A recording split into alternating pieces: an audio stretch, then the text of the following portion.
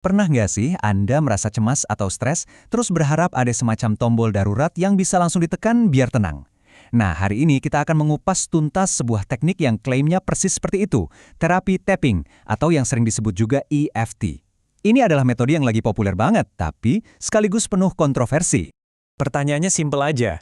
Emangnya bisa? Cuma dengan mengetuk-ngetuk badan, masalah kesehatan mental kita beres? Dalam beberapa menit ke depan, kita akan coba bedah bareng-bareng klaim ini.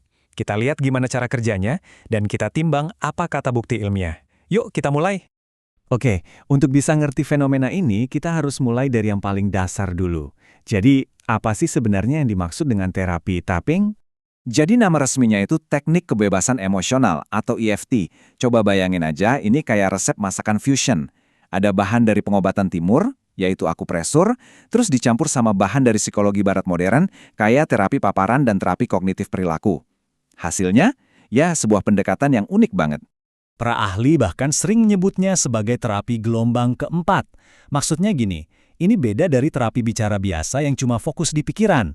Terapi ini percaya kalau emosi negatif itu nggak cuma ada di kepala, tapi juga nyangkut di tubuh kita. Tahu kan rasa jantung berdebar pas cemas atau perut melilit pas stres? Nah, disitulah terapi ini bekerja. Oke, teorinya udah kebayang ya. Tapi sekarang gimana cara praktiknya? Yuk kita bedah resep dasarnya, 5 langkah sederhana yang jadi inti dari satu sesi tapping. Semuanya dimulai dari sini nih, titik di sisi tangan yang sering disebut karate chop point. Sambil mengetuk ringan titik ini, Anda ngomongin masalahnya. Misalnya, rasa cemas saya soal kerjaan besok. Tujuannya adalah untuk memfokuskan pikiran kita ke emosi yang mau kita beresin. Setelah dari sisi tangan, kita masuk ke putaran utama. Di sini kita akan mengetuk 8 titik secara berurutan. Mulai dari atas kepala, turun ke alis, sisi mata, bawah mata, dan seterusnya, sampai ke titik di bawah lengan. Selama proses ini, kita tetap fokus sama masalah yang tadi. Jadi, ini tuh bukan asal ketuk-ketuk ya, ada urutannya yang jelas. Pertama, kenali dulu masalahnya, dan kasih skor, seberapa parah rasanya dari skala 0 sampai 10. Kedua, bikin kalimat pengaturan. Ketiga, lakukan putaran ketukan di 8 titik tadi. Keempat, cek lagi skornya. Dan terakhir, ulangi terus sampai skornya turun jadi 0 atau 1. Nah, kita lihat lebih dalam soal kalimat pengaturan ini, karena ini adalah jantungnya. Kalimat ini punya 2 bagian. Bagian pertama itu jujur mengakui masalahnya, tapi bagian kedua, dan ini kuncinya, adalah frasa penerimaan diri total. Secara psikologis, ini kayak kita lagi ngajarin otak kita untuk nggak panik saat ketemu pemicu stres, tapi justru merasa aman dan menerima. Kita udah tahu langkah-langkahnya. Sekarang pertanyaan besarnya, kok bisa sih cuma ngetuk-ngetuk badan bisa ngaruh ke emosi? Aneh kan? Nah, di bagian ini kita akan coba selami teori-teori di baliknya. Kalau mau disederhanakan, idenya tuh begini. Setiap ketukan di titik-titik meridian, itu seolah-olah ngirim pesan singkat yang isinya, tenang, semua aman. Langsung ke pusat kendali emosi di otak kita, tujuannya adalah untuk memotong jalur respons stres. Bahkan saat kita lagi mikirin hal yang bikin stres itu. Ada 4 teori utama di baliknya. Pertama, mechanotransduction. Ini istilah keren buat bilang kalau ketukan fisik itu diubah jadi sinyal listrik oleh tubuh. Kedua, regulasi saraf. Sinyal ini katanya bisa mendinginkan amigdala, si alarm kebakaran di otak kita. Ketiga, ada elemen terapi paparan, di mana kita menghadapi rasa takut, tapi dalam kondisi tubuh yang lebih rileks. Dan terakhir, pembingkaian ulang kognitif, yaitu memasangkan masalah dengan penerimaan diri. Seperti yang kita bahas tadi. Nah, sekarang kita masuk ke bagian yang paling seru. Apakah EFT ini beneran terobosan atau cuma omong kosong belaka? Sekarang kita akan lihat bukti dari kedua belah pihak, kubu yang pro dan juga kubu yang skeptis.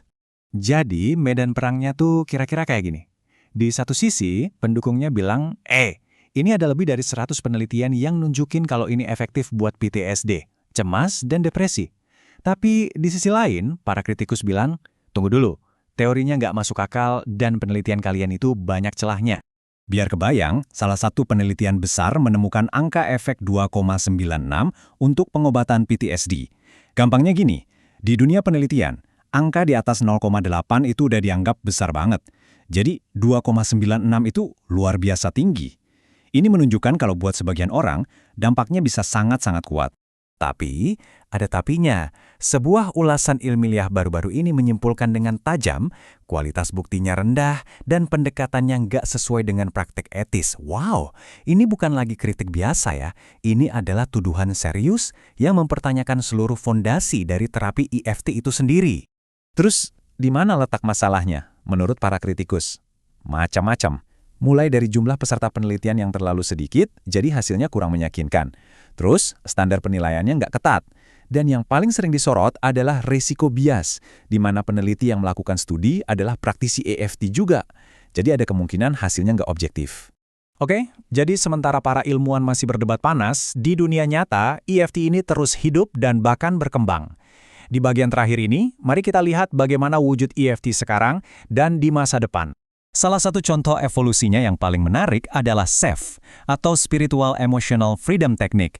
Bayangin aja proses tapping yang sama persis, tapi sekarang ditambahin satu lapisan baru, elemen spiritualitas. Jadi, sambil mengetuk, orang bisa memasukkan doa atau afirmasi sesuai keyakinan mereka.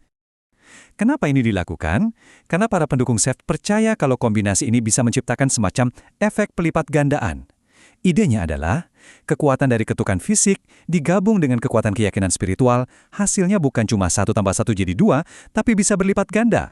Dan ini membawa kita kembali ke pertanyaan paling mendasar. Apakah tapping dan semua variasinya ini cuma tren kesehatan sesaat yang nanti juga bakal hilang ditelan waktu? Atau jangan-jangan ini adalah tanda dari pergeseran yang lebih besar, di mana kita mulai mengakui bahwa kebijaksanaan tubuh kita sendiri adalah kunci untuk masa depan kesehatan mental? Jawabannya mungkin masih jadi perdebatan, tapi pertanyaannya sendiri layak untuk kita renungkan bersama.